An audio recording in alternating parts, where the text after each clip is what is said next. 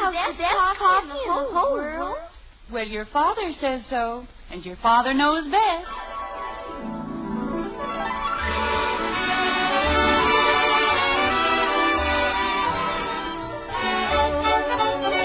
Father Knows Best, transcribed in Hollywood, starring Robert Young as father.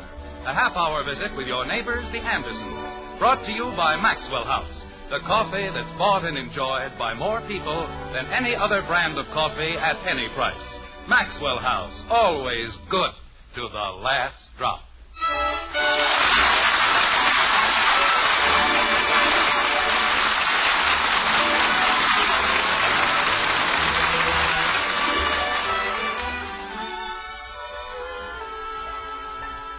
'Twas the night before Christmas, when all through the house not a creature was stirring, not even a mouse. Kathy. I'm sorry, Daddy. Oh, Kathy, did you drop another box of ornaments? Well, they slipped. They slipped, did they? Margaret, what's the matter with that child? I asked her to do a perfectly simple little thing. Oh, I'm sorry. I didn't mean to interrupt. Please continue. Thank you. In Springfield, the streets were all covered with snow, and lights blinked a path for St. Nicholas below. Ye gods and little fishes. Now what happened? You blew out a fuse, Dad. Oh, don't be ridiculous. How could I do a silly thing like that? Easy. What? Oh, I said you were putting too many lights on one circuit. Oh, you did? Well, go get a flashlight or a candle or something. How do you expect me to... Oh, I'm awfully sorry. I assure you this wasn't intentional. Please go ahead. Thank you. Thank you very much. The Andersons, gathered as snug as could be, sat waiting for Father to finish the tree. When out in the hall there rose such a clatter. I'll get it. Hello? Oh, hello, Janie. No, we're just trimming the tree. Who is it, dear? It's only Janie, Mother. Well, tell her you call her tomorrow. And come back in here where you belong. Or do I have to trim the whole tree by myself? I'll call you tomorrow, Janie. Oh, it's my father. He won't let anybody else touch the tree, but if you aren't there to watch, he makes out like 10 men. 9 dead and 1 dying. Okay, Janie. Easy breezy, you'll slide a mile. You may go ahead now. You'll never know how grateful I am. All right, boys. When out in the hall there arose such a clatter. Kathy, will you please leave the presents alone? Gee whiz. When out in the hall there arose such a clatter. Oh, well, what's the difference? What I say won't matter. Go ahead, Jim. There. I guess that does it. Well, how does it look? Oh, it's beautiful, dear. Really beautiful. Mm-hmm. The angel's crooked. Certainly is not. That's the straightest angel I've ever seen in my life. Okay, then the tree's crooked. But doesn't anything ever satisfy you? I'm satisfied, but I thought you'd want to know. Something's crooked. Jim, dear, it's getting late. It took me 3 hours to trim that tree, and what thanks do I get? Something's crooked. I think it looks wonderful, Daddy. Thank you, Kathy. It's certainly different, Father. Thank you, Betty. It still looks crooked to me. Jim, it's awfully late. If you're going to tell the children their Christmas story, you'd better start. They'll be up until midnight as it is. Well, maybe they'd just as soon not hear the story this year. Oh, no, Daddy. Please. Betty? I'd like to hear it, Father. All right. Bud? If the tree isn't crooked, why are all the bells cockeyed?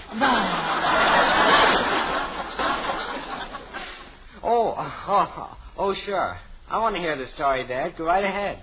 How does the tree look? Great, Dad. Straight as a string. All right. Now that we're all agreed that ours is the most magnificent tree in Springfield... In the whole world, Daddy. Well, I wouldn't go that far.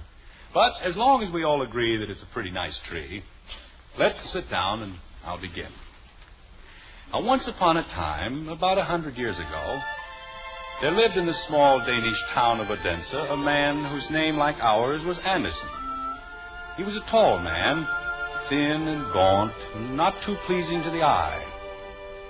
But he was a friendly man, gentle and kind, and his heart held so much love that the children of Denmark took him for their own. One cold, brisk day in December, the day before Christmas, as a matter of fact, this gentle man plodded down the main street of Odense. The cobbled street was covered with snow, and aside from their jingling bells, the sleighs were soundless as they moved swiftly along their way. In the doorways of the snow-capped buildings, peddlers called their wares. Candles for the Christmas tree, holly to deck the festive mantle with bright red berries and verdant leaves, Yule logs for a flaming fire, anything your fancy might desire. Mistletoe, a sprig of mistletoe for your door, mynheer. Mistletoe. Good afternoon, Fru Meisling, and how are you this lovely, clear day? Hello, Herr Anderson. How could I be? I grow old and weary, and my bones are full of aches and pains. Old? No one is old, Fru Meisling. As long as the heart is young and the spirit is gay, no one grows old. And what about the feet? Look, Herr Anderson, holes in my shoes. How can your spirit be gay when you must stand in the snow with holes in your shoes? That is easily fixed. Herr Bremer has the skill of a genius. In 1 minute at his cobbler's bench, he can make your shoes like new. Herr Bremer, that thief, that scoundrel. Do you know, Herr Anderson, I have heard that Herr Bremer uses cardboard instead of leather. Cardboard, mind you. Fru Meisling, I'm surprised. You have been looking in the hobgoblin's mirror. Ah, Herr Anderson, you and your hobgoblins. Those are fairy tales for children, not old women. Fairy tales? You think that the stories I tell are not true? Fru Meisling, I am shocked. Ask any child in Denmark, and he will tell you I speak nothing but the truth. About hobgoblins? Well, perhaps I exaggerate a little. But in my stories, people do not gossip. People do not spread rumors. No one says that Herr Bremer's leather is mostly cardboard, unless they have looked in the hobgoblin's mirror. But, Herr Anderson, I have been told, how else does Herr Bremer grow rich? He works hard. He is frugal. And he has a good heart. The one who told me she has a good heart, too. Then it was she who looked in the hobgoblin's mirror. Fru Meisling, this was an evil goblin, one of the very worst. For he was the demon himself.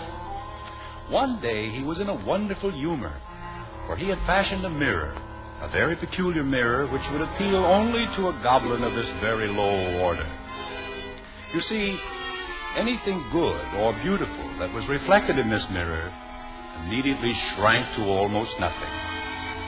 But anything evil or ugly was instantly enlarged out of all proportion. That was very amusing, the demon thought.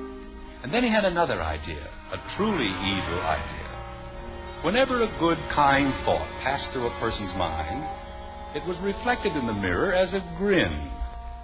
And even the hobgoblins themselves had to chuckle at this artful invention. They scurried about with a mirror until there was not a country or a person in the whole world who had not appeared all twisted and misshapen in this demon's glass. And then, Fru Meisling, it happened. The hobgoblins decided to take their mirror up to heaven, too. They wanted to mock the very angels themselves. So they flew higher and higher and higher into the sky, closer and closer to the realm of angels. And the higher they flew, the larger became the grin in the mirror. The thoughts of the angels, pure and kind as a thought can be, shook the mirror so that it plummeted to earth, where it was shattered into 100 million pieces.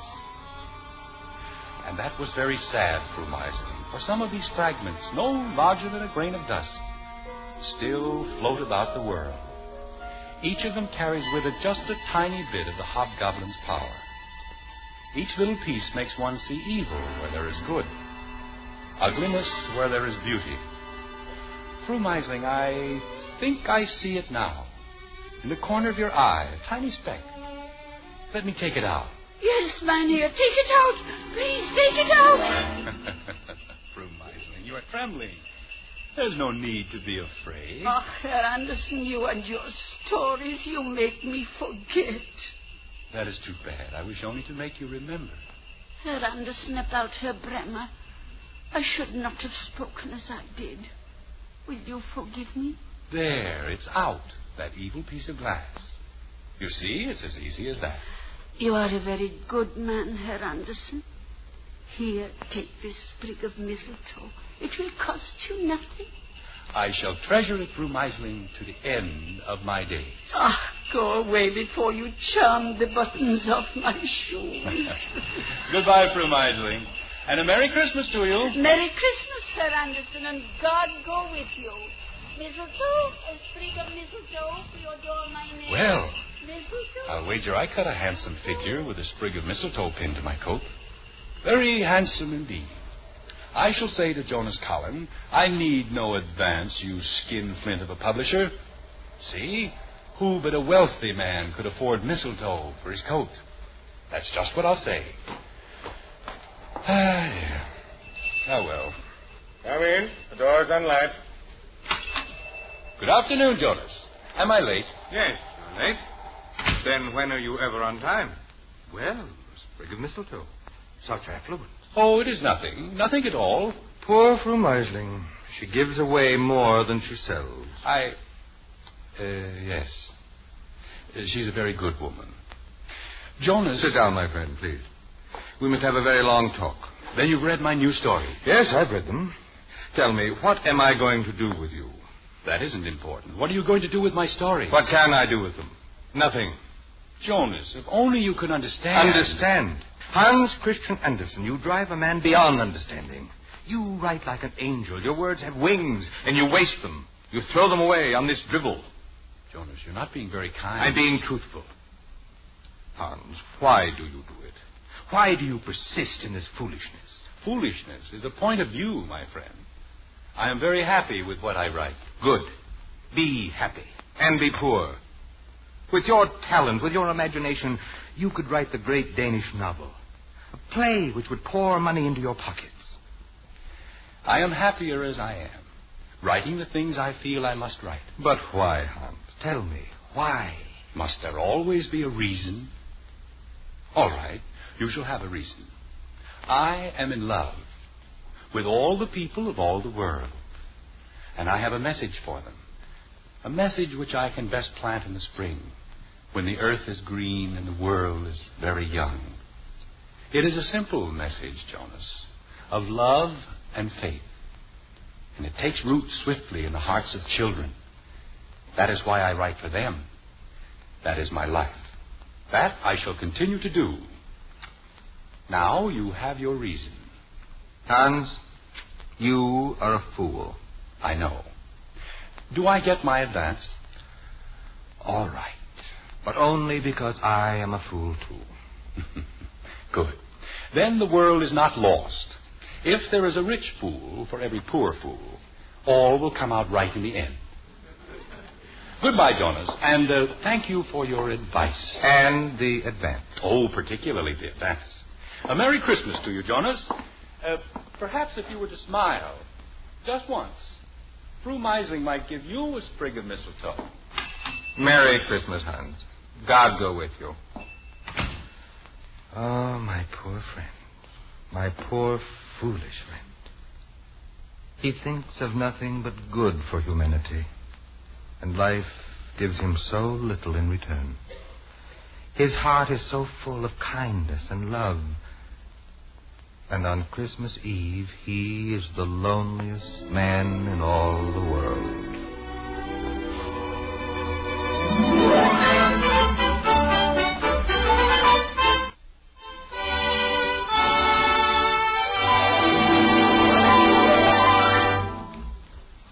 This warm and friendly holiday season of the year has always held special significance for all of us connected with Maxwell House Coffee. For at the famous old Maxwell House in Nashville, Tennessee, Christmas was the day of all days. On Christmas, this celebrated old hotel outdid itself in the bountiful hospitality of the season. Tennessee opossum, garnished head of wild Cumberland boar, white swan roasted in champagne. These and other delicacies were served in regal style when Christmas Day came round. But of all the delicacies the old Maxwell House offered, its coffee was praised the most. Blended in accordance with a treasured recipe, the flavor of this rare and mellow coffee held the essence of the joyous season. Today, Tennessee opossum and wild Cumberland boar are forgotten, perhaps, picturesque reminders of an earlier Christmas day. Of old-fashioned Christmas cheer lives on and on. And in this spirit, the makers of Maxwell House Coffee extend the heartiest of Christmas greetings to you and yours.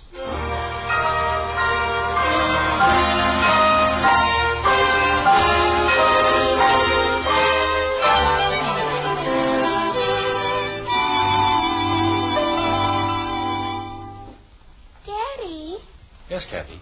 Jonas Collins said he couldn't put Mr. Anderson's stories in a book. But they are in a book. I have it. I know, Kathy. You see, he didn't really mean it. He published the stories all the time. And he sold them in every country in the world. But if the man said he wouldn't... Kathy, stop asking so many questions and let Father finish. Gee whiz.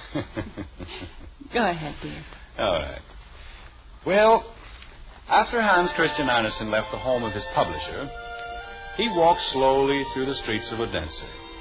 He walked for hours, looking at the bright candles burning in all the windows, at the holly wreaths hanging on every door.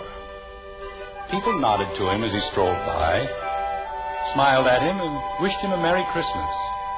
And then, after he passed, they shook their heads sadly and sighed because of his loneliness. You see, they too thought of him as a lonely man, childless and desolate. And when he reached a narrow, crooked street on the edge of the city and climbed the long staircase that led to his room, it began to seem as if perhaps the people of Odense were right. It was a very simple room, bare as a room can be. There were no rugs on the floor, no pictures on the wall, but strangely, he didn't seem to mind. A tiny fir tree stood green and shimmering in a corner, and a comfortable fire burned warm and bright in the fireplace. Hans Christian hummed a cheerful song as he bustled about the room. And then, moving slowly down the narrow street, he heard the carolers come.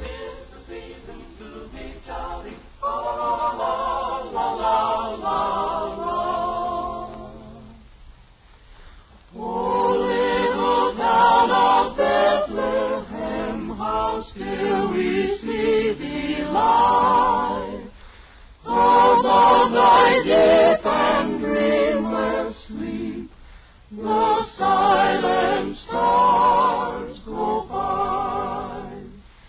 Yet in thy dark street shineth the everlasting light, the hopes and fears of all the years are met in thee tonight.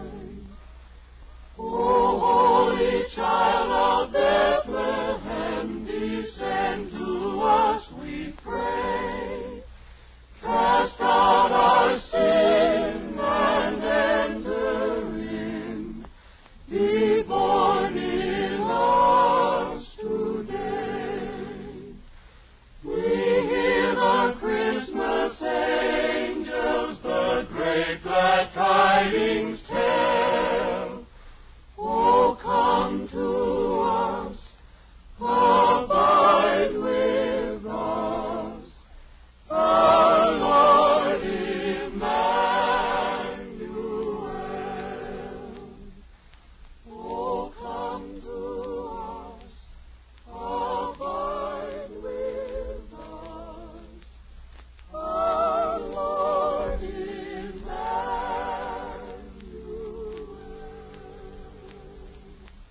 Wonderful. That was wonderful, my friends. A Merry Christmas, Hans Christian. And a Merry Christmas to you, to all of you. May God's blessings be on you to the end of your days, bring you great joy and happiness. Thank you, Hans Christian, and God go with you. O come, all ye faithful, joyful and triumphant. how can they say I'm a lonely man? What man can be lonely with friends such as these? What man can be sad on a night such as this? On every side, goodwill and peace. In every heart, love and kindness. No. If ever I am sad, it is not on the eve of Christmas Day. Ah, finally they are here. Come in. Come in, my children. There you are. Oh, my children. All my children have come home to see their father. And look at you. What wonderful, wonderful children you are. How you've grown. We've missed you, Father Hans. And I've missed you, Goethe. I've missed you all. My little tin soldier.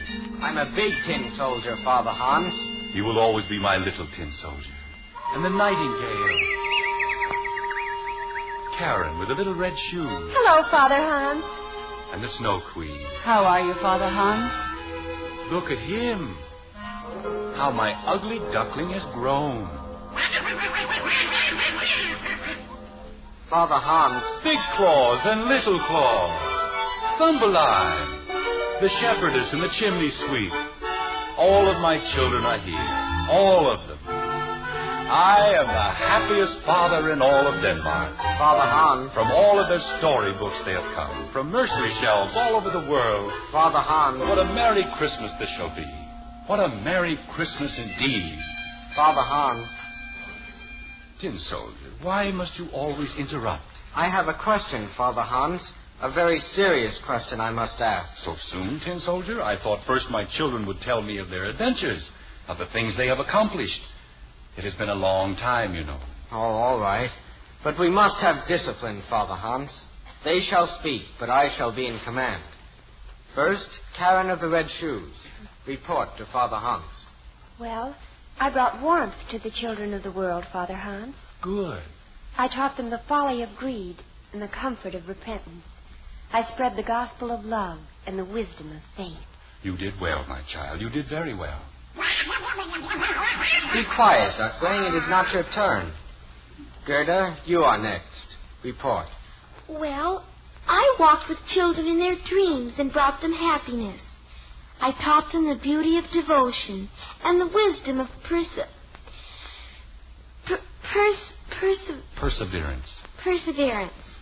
That's what I did. You did wonderfully, my daughter. Wonderfully well.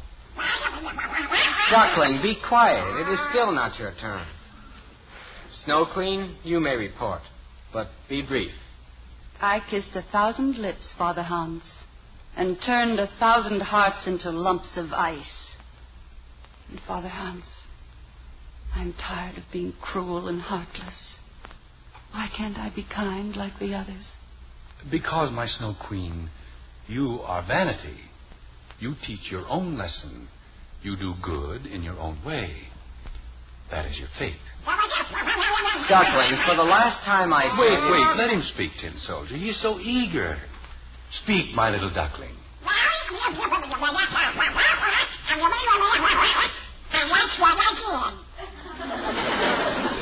I see.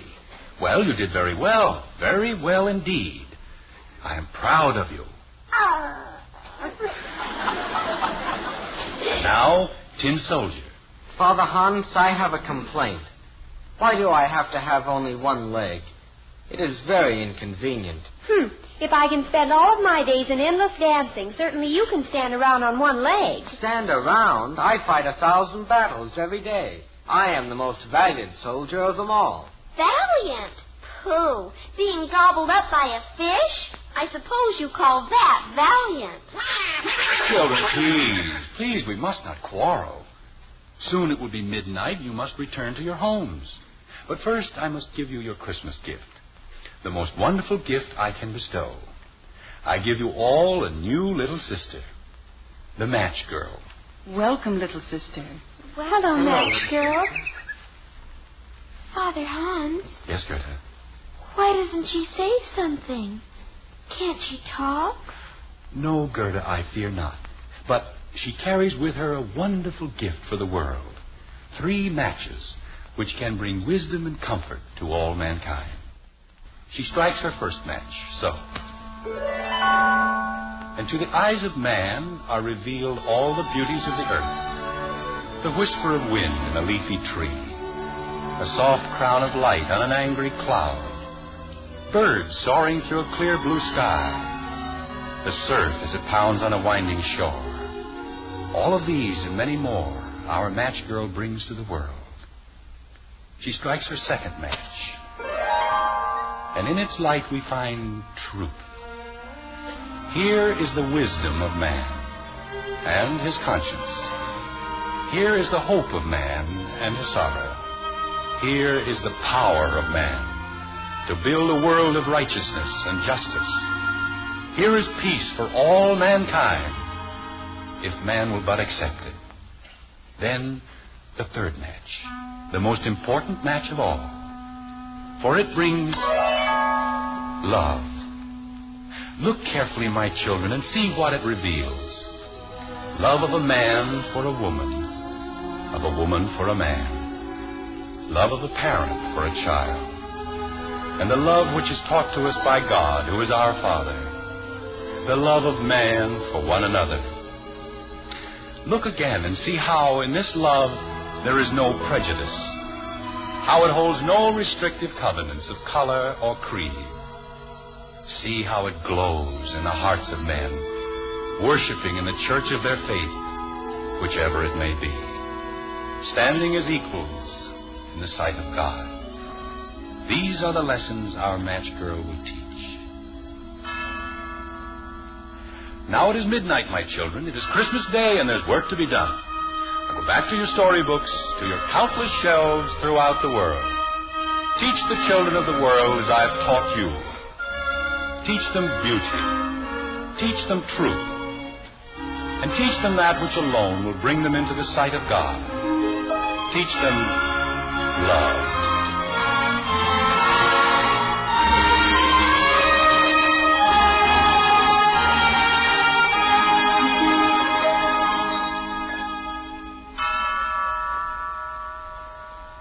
$12:00. I didn't know it was that late. Well, Merry Christmas, everybody. Merry Christmas, Father. All right, now, kids, up to bed. Dad. Yes, bud. The tree looks fine. Well, of course. I knew that all the time. Good night, Father, and thank you. You're welcome, Betty. Daddy, the duck was cute. I think you're cute, too. Good night. Good night, Kathy, dear. Jim, Yes, Margaret? it's a wonderful story. Beautiful story. It makes me want to cry. Well, I have a better idea. I'll take my first Christmas present. A kiss. Merry Christmas, Jim. Merry Christmas, my love. To you, to me, to every family in every country, in all the world. A very Merry Christmas. And may God bless us all.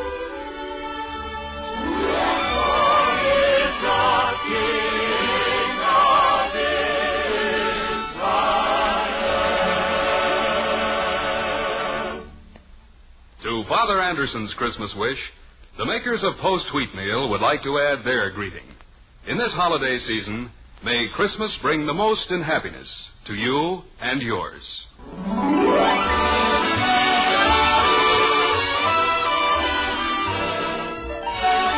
Father Knows Best was transcribed in Hollywood and written by Ed James. Join us again next week when we'll be back with Father Knows Best, starring Robert Young as Jim Anderson, with Roy Barkey and the Maxwell House Orchestra, and yours truly, Bill Foreman. So until next Thursday night, for myself and for the makers of Maxwell House Coffee, let me wish you again a very Merry, Merry Christmas indeed, and the happiest of holiday seasons.